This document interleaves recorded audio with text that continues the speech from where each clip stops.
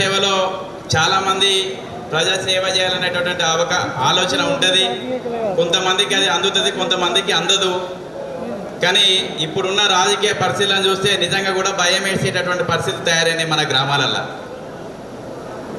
కామన్గా ఉండేటటువంటి పరిస్థితి ఏంటంటే 3 పార్టీలు ఉంటే 3 వాడు కామన్గా ఉండేటటువంటి పర్సన్ 3 పార్టీల దగ్గరికి పోయి నీకేస్తానా, నీకంటాను, నాకేస్తానా, నాకంటా వానికేస్తానా అని చెప్పి 3 దగ్గర తీసుకొని వానికి ఇష్టమైన వేసేటటువంటి పరిస్థితులు మనం చూస్తూ ఉన్నాం.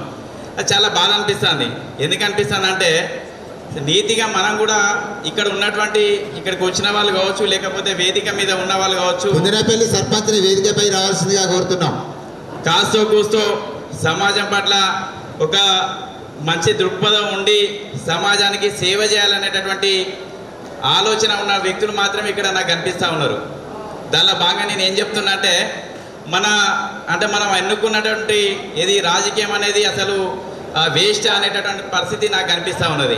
నేను కూడా విద్యార్థి పరిషత్ ఏబీలో పనిచేసినప్పుడు ఒక డిఫరెంట్గా ఉండేది.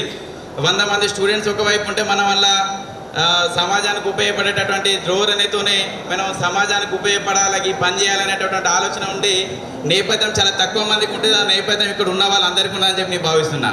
కానీ ఏమవుతుందంటే అది